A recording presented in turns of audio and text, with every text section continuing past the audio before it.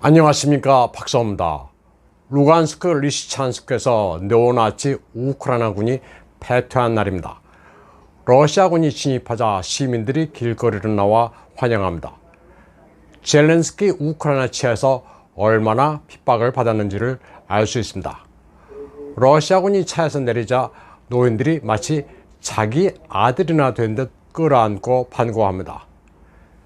베를린 함락 당시 나치 독일 제국의사당에 내걸렸던 것과 같은 붉은 길을 들고 나와 우라를 외치기도 합니다.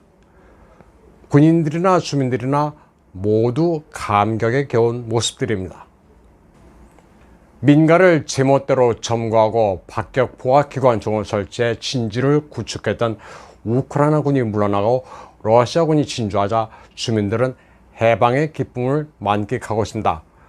러시아군은 도착하자마자 주민들에게 구호 물품을 나눠줍니다. 배고픈데 식량을 주는 것보다 고마운 일은 없습니다. 민가에 난입해 식량을 약탈하고 주민들을 지하실로 내쫓는 우크라이나군과 러시아군은 확연히 다릅니다. 러시아가 점령지를 약탈한다는 것은 서구 매체의 거짓말입니다. 전쟁 초기 러시아군이 물건을 훔친다는 보도들도 믿기 힘듭니다. 동영상은 만들면 그만입니다. 서구 매체들이 유포한 이미지들은 일단 우크라이나 측이 조작한 것으로 봐야 합니다. 프랑스 공영방송도 리시찬스크의 실태를 보도했습니다.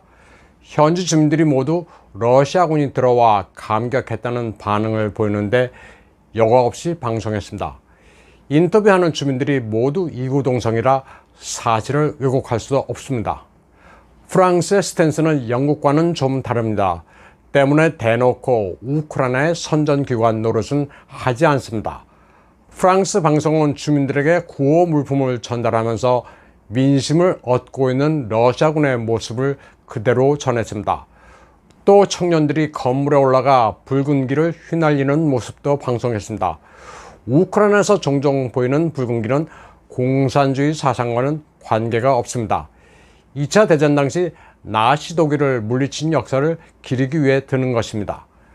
러시아는 지금 공산주의 국가가 아닙니다. 다만 구소련의 역사 가운데 독일을 패퇴시킨 사실만큼은 정신적 유산으로 간직하고 있습니다. 주민들이 우크라이나 네오나치로부터 해방됐다면서 붉은 길을 보고 감격해하고 있습니다. 돈바스에서는 많은 주민들이 러시아 패스포트를 발급받고 있습니다. 법적으로 우크라이나 국민이었지만 러시아어를 사용한다는 이유만으로 2등 국민으로 처벌받고 학살까지 당한 서러움을 가지고 있습니다. 돈바스에서는 8년 동안 무려 1만 4천 명이 살해됐습니다. 전쟁은 2022년이 아니라 2014년부터 시작됐습니다. 우크라이나 네오나치들은 아무 이유 없이 학교와 유치원, 병원에도 폭격을 가하는 등 오랫동안 돈바스 주민들을 핍박했습니다. 그러나 소위 국제사회는 철저히 침묵하고 주류 매체들도 숨겨왔습니다. 이제 돈바스 주민들은 분리주의자가 아니라 정식으로 러시아 연방 국민으로 편입됐다면서 기뻐하고 있습니다. 블라디미르 푸틴 대통령은 7월 1일 루간스크 지역의 아파트 건설을 서두르라고 지시했습니다. 천여 가구가 입주할 수 있는 아파트 단지를 지어 오갈 곳 없는 주민들에게 제공하라는 방침을 하달했습니다. 현재 러시아군은 공병대를 동원해 115헥타르의 부지에 아파트 12동을 짓고 있습니다.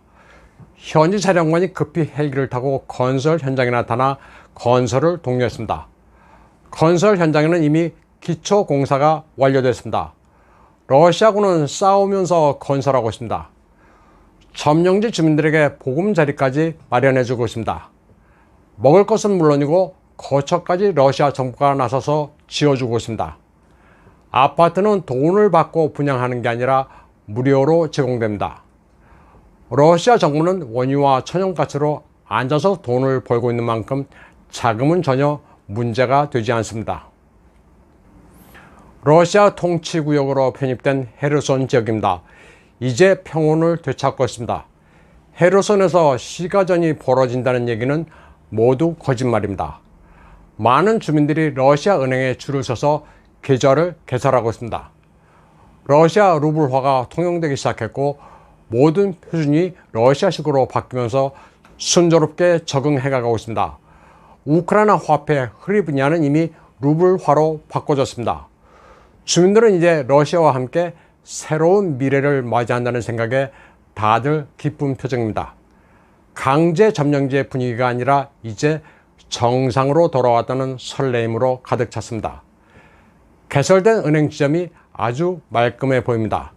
사정이 이랬는데도 서방 세계는 헛꿈을 꾸고 있습니다. 스위스에서는 우크라이나 전후 재건 계획을 논하는 회의가 열렸습니다. 각 지역별로 재건을 담당할 나라들을 분배했습니다. 여기에는 헤르손도 포함되어 있습니다. 러시아가 내놓을리 만무한데 몽상을 하고 있습니다. 전쟁이 끝난 것도 아니고 현실은 젤렌스키 우크라이나군이 지고 있는데 무슨 생각인지 알 수 없습니다. 이 소식을 접한 유럽 국가들의 국민들은 모두 여기에 쓸 세금이 어디 있느냐면서 황당해하고 있습니다. 우크라이나 재건을 왜 국민의 돈으로 하느냐는 반응들입니다.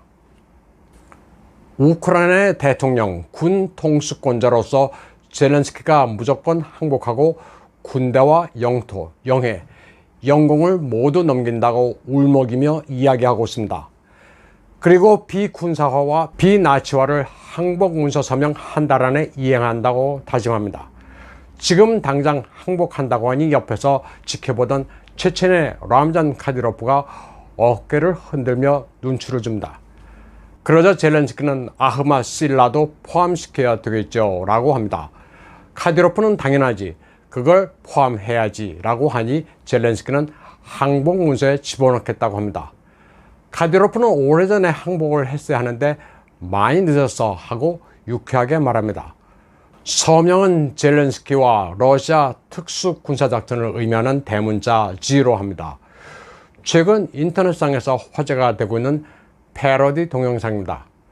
참고로 여기서 등장하는 아흐맛 실라는 체첸군의 고호입니다. 아흐맛은 카디로프의 붙인 이름이고 실라는 스트렝스, 힘이란 뜻입니다.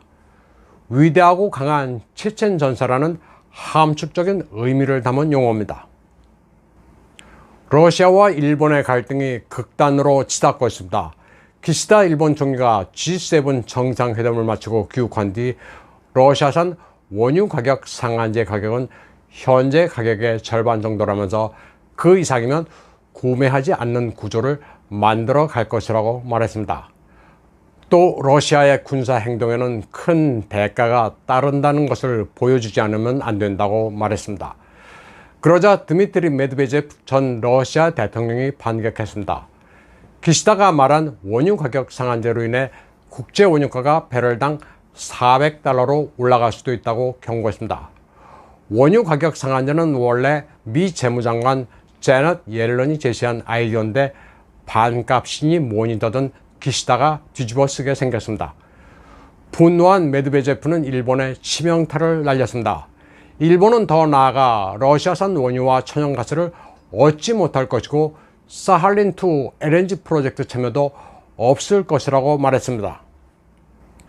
러시아의 파트루셰프 국가안전보장회의 의장은 일본을 포함한 미국의 동맹국들이 아시아 태평양에서 군사적 압박 수위를 높이고 있다면서 일본의 경우 북방 4개 영토 탈환 움직임을 활발히 하고 있다고 말했습니다.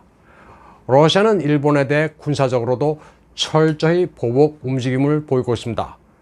우크라이나 사태 초기부터 러시아 자산 동결과 스위프트 결제망 퇴출 등 일방적으로 우크라이나 편을 들어 서구의 제재에 적극적으로 동참한 일본을 더 이상 두고 보지 않겠다는 메시지로 해석됩니다.